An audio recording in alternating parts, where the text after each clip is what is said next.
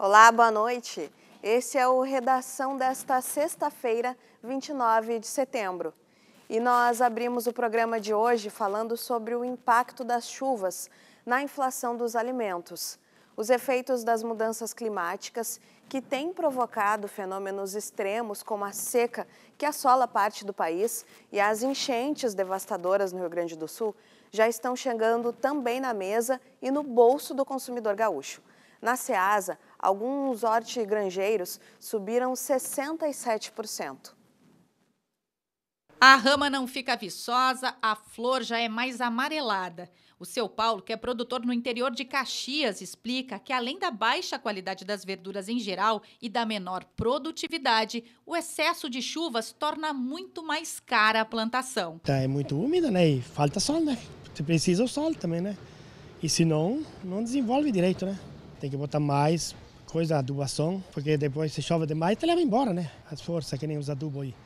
Tu bota, mas precisa o sol. No último comparativo semanal da Ceasa de Porto Alegre, as chuvas e enchentes, principalmente na região metropolitana e serra, refletiram no preço. 15 alimentos ficaram mais caros entre 21 e 28 de setembro.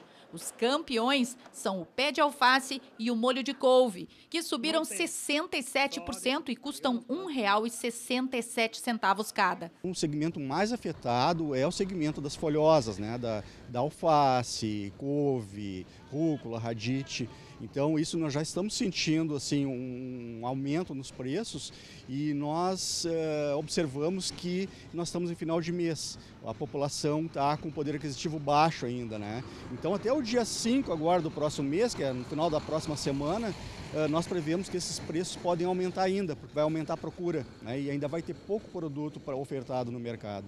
E os aumentos devem se estender por mais tempo. O seu Alexandre é produtor de linha nova. Hoje não conseguiu colher alface e couve para trazer a Porto Alegre. Hoje a alface só tem pouco de americana, pouco de chinesa que sobrou. E alface crespa e couve verde não temos, não tem. E a couve-flor também, tem pouco que tem, mas ainda está com pouca qualidade. Tanto que uma parte considerável da couve-flor colhida ontem, que estava na câmara fria, não resistiu e precisou ser descartada. Hoje estou colocando ali fora mais ou menos umas 100 caixas, umas 50 dúzias. Hoje, agora, certo momento. Ainda, estamos colocando fora. E tem umas que estou deixando ali para tentar, vamos ver se hoje à tarde consigo repassar um valor menor, uma coisa assim. E não é só aqui, como na lavoura também estamos perdendo. E não é só para um, é para todos. É geral aqui no Rio Grande do Sul.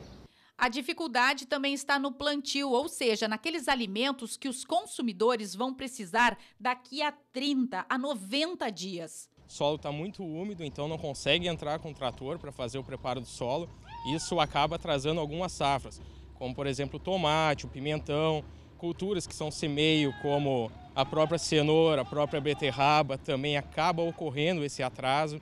Tem outras culturas que nem a melancia, que é transplantada, acaba que durante o viveiro acaba ficando muitas mudas e não tem condições de fazer o preparo do solo para fazer o plantio. Então isso vai acabar atrasando bastante a safra aqui no sul. Portanto, os preços devem continuar aumentando e outros mercados podem ser buscados para abastecer o atraso na produção gaúcha. Uma expectativa é pelo tomate mais barato, já que o sudeste e o centro-oeste brasileiro passam por uma onda de calor. O tomate, ele representa para a nossa Ceasa aqui em torno de 10, 11% do todo dos produtos comercializados, né? E nessa época de inverno nós somos abastecidos principalmente pela região sudeste e centro-oeste do país. Nessa época, com esse excesso de temperaturas lá, a tendência é que acumule muito tomate maduro, né, pelo calor, mas isso ainda vai levar uns dias, né, para acontecer, para o mercado receber, né, e equilibrar esse reflexo, né, no abastecimento. E a Simone Feltz comentou mais cedo comigo que essa baixa no preço do tomate vai ser por pouco tempo, então tem que aproveitar logo.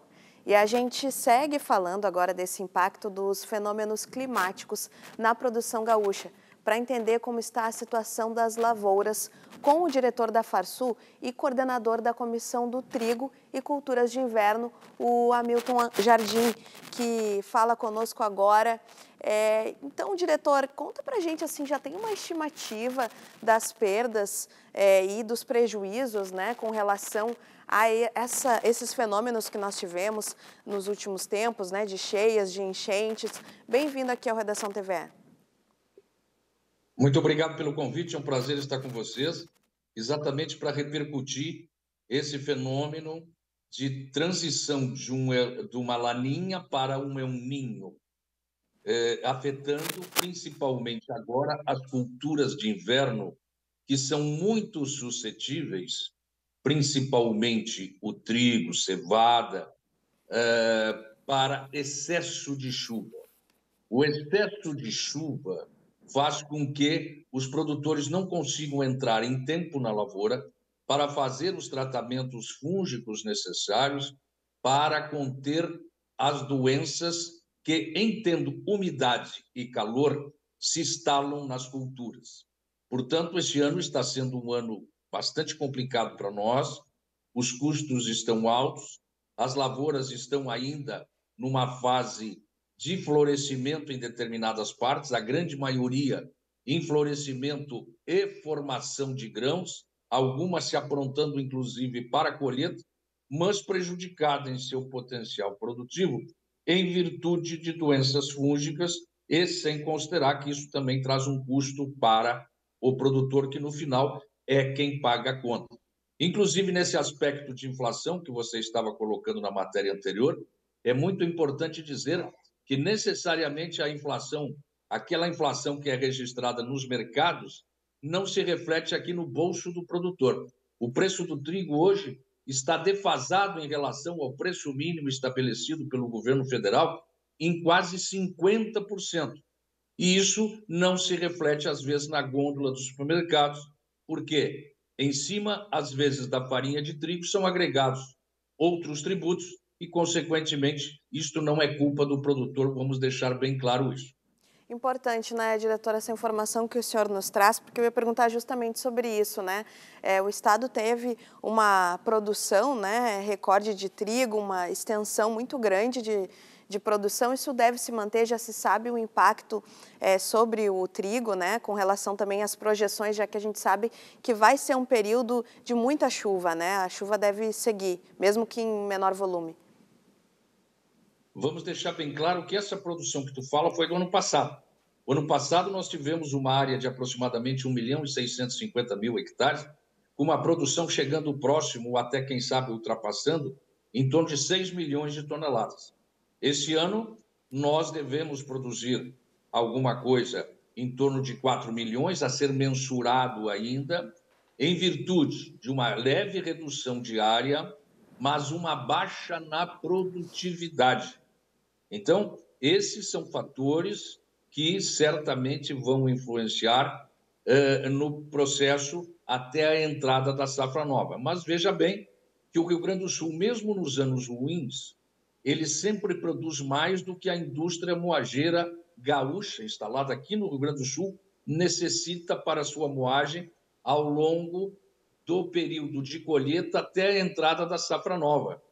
Então, consequentemente, o Paraná também vai dar suporte a esta safra desse ano, porque o Paraná, diferentemente do ano passado, está colhendo uma safra maior.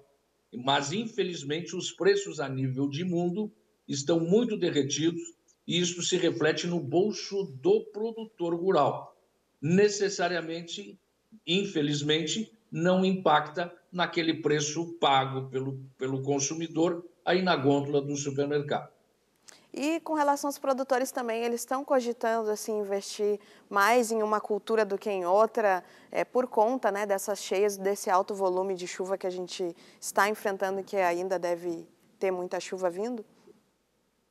Nós estamos torcendo pelo El Niño, para que o El Niño permita que nós colhamos o que está no campo agora plantado lá em maio, junho e julho, mas torcendo para que esse El Niño se mantenha ao longo do ciclo da principal cultura do estado do Rio Grande do Sul, que é a lavoura de soja.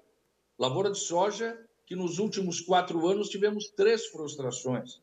O ano passado e o ano retrasado, frustrações severíssimas inclusive a do ano passado com custo muito alto e com preços recebidos pelo produtor muito baixo. Então, estamos torcendo para que estas chuvas venham trazer um conforto e um alívio aos produtores que estão muito sofridos pela dificuldade de renda que tiveram nos últimos anos, principalmente nesta safra que foi a 22-23. Vamos torcer que a 23, que começa a ser plantada agora e colhida em 24, tragam excelentes produtividades, preços em torno do que estão hoje para o produtor começar a recompor a renda. Por quê? A principal renda dos produtores gaúchos é da cultura da soja. É isso, diretor. A gente torce, né, que ajude os produtores e que não traga tanto transtorno, né, como a gente teve nos últimos meses aí, né, nos últimos dias e principalmente nesse mês de setembro. Muito obrigada, viu, pela sua entrevista. O Hamilton Jardim, que é diretor da Farsul e coordenador da Comissão do Trigo e Culturas de Inverno. Uma boa noite e um bom final de semana para o senhor. E a gente segue falando agora do tempo, né? Porque com as águas do Guaíba baixando desde ontem em Porto Alegre, hoje foi dia de continuar a reabertura e a manutenção do sistema de comportas do Muro da Mauá. Hoje o trânsito de ingresso no portão principal do Cais Mauá, de frente para a Avenida Sepúlveda, está normalizado. A comporta do Pórtico e outras 4 já tinham sido abertas ontem à tarde. Nessa manhã, os bombeiros militares colaboraram na retirada das barricadas que agora ficam depositadas nos armazéns do porto para secagem. Ao todo, foram 9.000 sacos de areia em toda a extensão do Muro da Mauá. O trabalho mais pesado hoje foi na reabertura das comportas que ligam por acesso sob a Avenida Castelo Branco a João Moreira Maciel e a Voluntários da Pátria. Para o fechamento, foi necessário retirar parte do trilho amassado pelo trânsito de caminhões e soldar os portões. Agora começa o trabalho de manutenção do sistema de roldanas para futuras ações de prevenção. E setembro se despede com risco de novas chuvas, mas a boa notícia é que o volume de água ele deve ser mais baixo. Nós vamos conferir agora no mapa da previsão.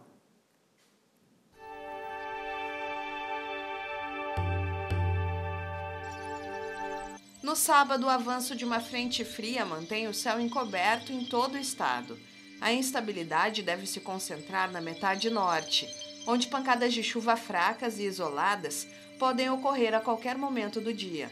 No domingo, com a chegada de ar mais seco, o tempo firme predomina em quase todas as regiões, mas ainda pode chover em alguns pontos da Serra e do litoral norte.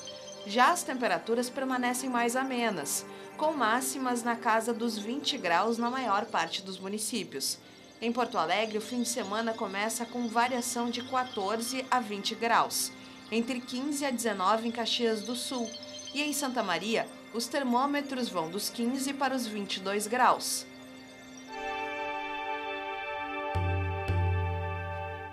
Mudando de assunto, foi ampliado em Porto Alegre o atendimento do Centro de Referência em Direitos Humanos. Agora, o serviço funciona 24 horas recebendo denúncias. Quando o telefone toca, independentemente do horário, tem alguém para atender. Amanda, CRDH, bom dia. Aqui chegam denúncias de violações dos direitos humanos. Trata-se de um centro especializado para atender violência, negligências, maus tratos, opressão, desrespeito aos direitos humanos para qualquer pessoa da cidade. O Centro de Referência em Direitos Humanos da capital gaúcha existe desde 2014, mas este mês o atendimento foi ampliado. Após parceria com uma organização da sociedade civil, o número de atendentes saltou de 3 para 11 e o serviço ganhou plantão noturno. Muitos casos chegam por encaminhamento da polícia. Essas forças de segurança recebem demandas da população nos territórios e não tem para onde encaminhar no horário, fora do horário comercial. O papel do centro estendido é justo esse, é dar acolhimento a uma mulher que chega à meia-noite numa delegacia. O que a delegada faz com essa mulher vítima de violência? Ela vai ter que passar a noite ali sentada no banco da delegacia, então precisa ter a possibilidade de acolhimento imediato. O trabalho do centro é acolher, identificar as necessidades mais urgentes, como o abrigamento de mulheres que precisam se afastar do agressor e encaminhar para a rede de assistência social da cidade. E também encaminhar para a orientação judicial quem é vítima, então, de crime de injúria, né, de desrespeito à sua condição, população LGBT, população negra, população indígena e assim sucessivamente. A população vulnerável inclui ainda pessoas com deficiência, em situação de rua, população LGBTQIA+, migrantes e refugiados. Mas as denúncias mais comuns são mesmo de violência doméstica e de abandono ou maus tratos envolvendo idosos. Das 8h30 da manhã às 5h30 da tarde, o atendimento também é realizado presencialmente na sede da Secretaria Municipal de Desenvolvimento Social, que conta com espaço para receber crianças. Já por telefone, o serviço fica disponível 24 horas e a ligação é gratuita pelo 0800 642 0100. O balcão de atendimento das maiores urgências sendo ampliado na cidade. E os eleitores de todo o país vão às urnas neste domingo para escolher os novos conselheiros tutelares. O pleito acontece das 8 da manhã às 5 da tarde e os locais de votação no estado podem ser conferidos no site do TRE ou de cada prefeitura. Para votar, é necessário ser maior de 16 anos, ter título de eleitor e domicílio eleitoral no município. Também é preciso levar um documento original oficial com foto ou o título eletrônico. E este mês de setembro é dedicado à conscientização sobre a importância da doação de órgãos e tecidos, dia de um gesto de solidariedade capaz de salvar muitos pacientes. Mas apesar de todas as campanhas, 44% das famílias gaúchas ainda dizem não para o apelo dos médicos. Quem diz sim acaba dando uma nova vida para pessoas como a Amanda, que você vai conhecer na reportagem da Simone Feltz e do Rogério Andrade. A Amanda tem 27 anos e agora é simples subir as escadas, mas cada degrau é uma conquista para ela. A menina que nasceu com fibrose cística sempre soube que poderia precisar de um transplante de pulmão. Isso aqui é meu pulmão direito. Isso aqui era meu pulmão esquerdo. As dificuldades respiratórias começaram na adolescência, até que, já estudante de biologia em Florianópolis, a capacidade pulmonar ficou bem reduzida. A rotina me deixava exausta, carregar a mochila já era muito cansativo, eu passava horas dentro do laboratório fechada, quando eu estava tonta, sempre perdi muito peso também, né, por conta da dificuldade de respirar. Eu já estava com cerca de 30% de capacidade pulmonar, que é o indicado, né, para começar a pensar. E foi isso aí, os médicos me olharam, Amanda, tá na hora, né, de começar a ver essa possibilidade de se mudar para cá, entrar para a lista. Foi bem no comecinho da pandemia. Os riscos eram ainda maiores para a condição de saúde dela, pois a Amanda teve uma falha grave no pulmão e começou a depender de oxigênio 24 horas por dia. Isoladas, com os cuidados redobrados da mãe, ela encarou as avaliações e entrou para a fila dos transplantes. Alô? Agora é a vovó Claudete, mas ela lembra bem da esperada ligação, há 1 ano e 5 meses atrás. Eu atendo, alô? Amanda, é a doutora, você tá sentada? Chegou um pulmão para você, é do tamanho perfeito, é tudo ótimo, o painel de células tá super compatível com o seu. Tá tão bom para você que eu não vou nem chamar outro paciente de espera, né? Que geralmente chamo mais de um paciente para não desperdiçar o órgão. Você quer? Quero, doutora, claro. Neste ano foram realizados até agosto 474 transplantes de rim, fígado, pulmão e coração no Rio Grande do Sul e mais 884 transplantes de tecidos que incluem córnea, esclera ocular, osso e pele. Por outro lado, a espera por um transplante no estado tem 2.689 pessoas. A Central de Transplantes do Rio Grande do Sul é responsável por todo o processo, o controle, a logística, as equipes e também a chamada lista de receptores ativos, que é ordenada de acordo com a gravidade do caso, o tempo de espera e também a compatibilidade do doador, que considera o grupo sanguíneo e o tamanho do próprio órgão, por exemplo. Essa compatibilidade é inserida num sistema nacional e esse sistema gera uma lista estadual de receptores do estado. Só vai ser ofertado para outros estados caso não esteja um receptor disponível ou compatível no estado para receber esse órgão. É mais comum no Rio Grande do Sul, pela expertise dos transplantes. O Rio Grande do Sul faz transplante de coração, pulmão, fígado, rins, adultos e pediátricos. A expertise do Rio Grande do Sul faz com que órgãos de outros estados sejam utilizados e transplantados aqui no Rio Grande do Sul. O doutor Spencer Camargo faz parte da equipe de transplantes da Santa Casa. Referência nacional, dá para dizer que para eles o plantão para receber uma doação de órgão é permanente. É um processo super complexo, né? Muitas vezes a gente vai fazer de um mesmo doador, nós vamos retirar coração, pulmão, fígado, rim, pâncreas, ossos, pele, tem uma série de coisas, né? Córnea. Então a gente precisa organizar todo esse processo. E para alguns órgãos, como o coração, pulmão, em que a gente tem um tempo curto entre a retirada e o implante, é necessário que o receptor ele já esteja no hospital no momento em que a gente vai iniciar o processo da doação. O tempo da decisão é o tempo de salvar vidas. Por isso, o apelo para que a doação de órgãos seja assunto debatido na casa de todos. A família doadora, ela está passando talvez pelo momento mais sofrido de sua vida, né? Então, tomar uma decisão numa hora dessa sempre é difícil. Então, a discussão, a conversa anterior, a definição da morte, o entendimento da doação, ele deve ser tomado antes, de preferência antes, para que a família naquele momento tenha tranquilidade, tenha serenidade para decidir pelo desejo daquela pessoa. A Luciele já é doadora de sangue. Quase que por consequência também entrou para o banco de doadores de medula óssea. Foi assim que, incentivada por uma campanha há 6 anos, ela resolveu reunir a família e comunicar que também é doadora de órgãos. Eu comuniquei minha mãe, meus irmãos e deixei minha irmã como responsável. Até porque ali, como eu disse, é simbólico, né? Então tem uma carteirinha ali que qualquer coisa tem o contato dela. Mas depois que minha filha ficou maior de idade, eu passei para ela essa responsabilidade, né?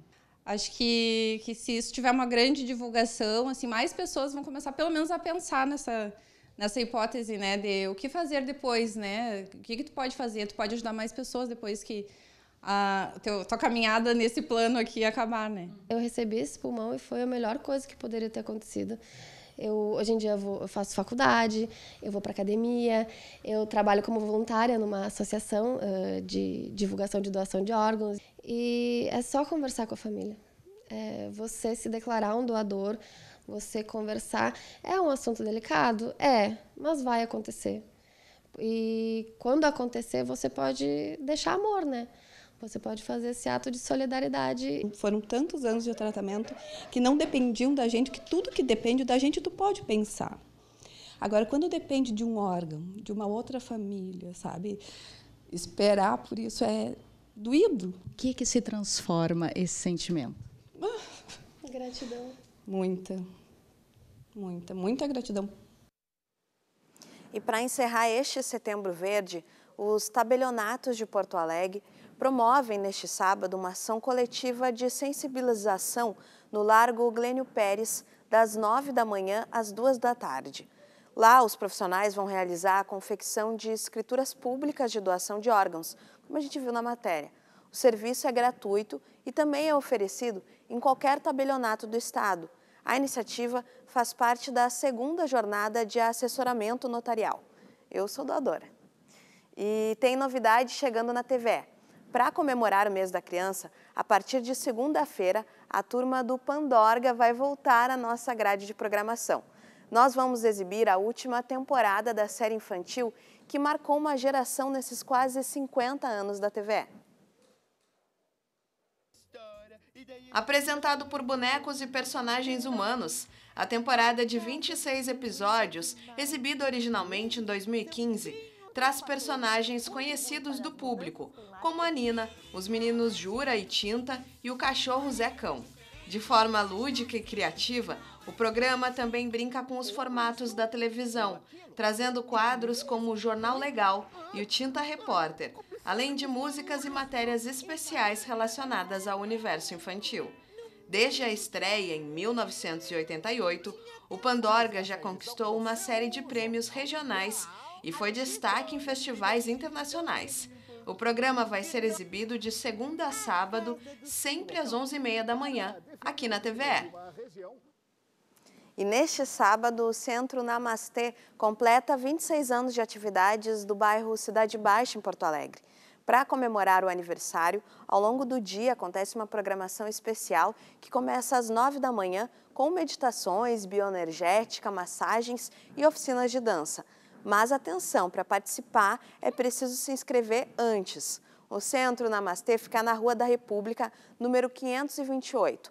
Mais informações pelo telefone 983107083. E também neste sábado acontece o 6º Festival da Primavera no Complexo Vila Flores, na capital. Vai ter shows, exposições e outras atividades culturais no bairro Floresta, entre as 2 da tarde e as 9 da noite. E o fim de semana tem ainda shows nacionais e locais com muita música. A gente te mostra na agenda cultural. Alice Caymmi é a atração no Esquenta Porto Verão Alegre, que marca o início da celebração antecipada dos 25 anos do festival. É no Farol Santander, no Centro Histórico de Porto Alegre, nesta sexta-feira, às 8 da noite.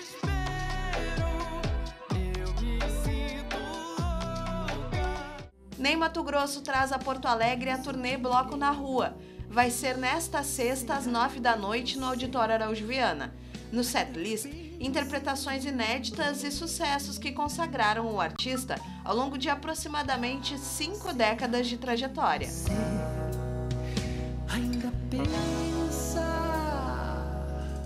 Também logo mais às 11 da noite, a Tribo Brasil comanda uma noite em Pernambuco, no Espaço Cultural 512. Uma ode aos ritmos nordestinos, baião, chachado e maracatu, entre outros. Eu te darei uma sandália de prata para você samba lançar só pra mim. Neste sábado às 7 da noite, segue no Instituto Ling a prévia do Poa Jazz. O público poderá apreciar o talento do Dudu Mitri. As irmãs Luísa e Natália, de Minas Gerais, vão mostrar as diferentes faces da parceria musical.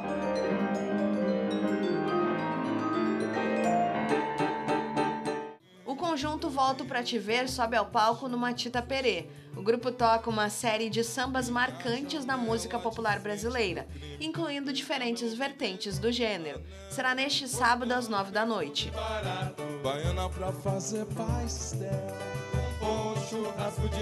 O domingo vai ser de rock na Praça Central de Alvorada.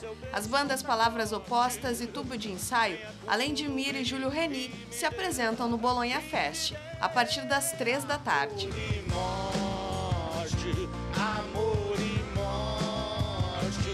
Humberto Gessinger sobe ao palco do Auditório Araújo Viana também no sábado, às 9 da noite. O show vai ter muitos clássicos. Pois temos os mesmos defeitos, sabemos tudo a nosso respeito. E quem tem o hábito de passear pelo Parque da Redenção no final de semana, neste domingo vai encontrar uma programação especial que celebra os 88 anos do espaço.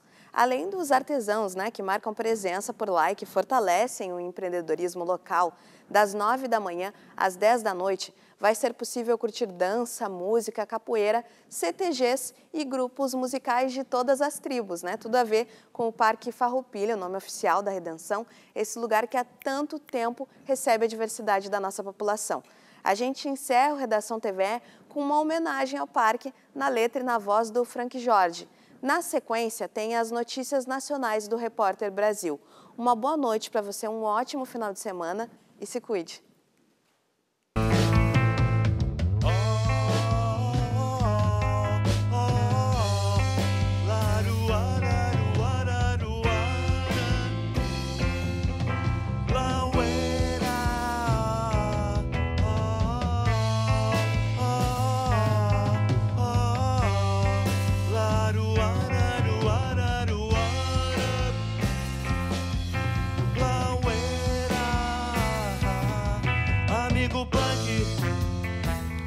escuto este meu desabafo. Essa altura da manhã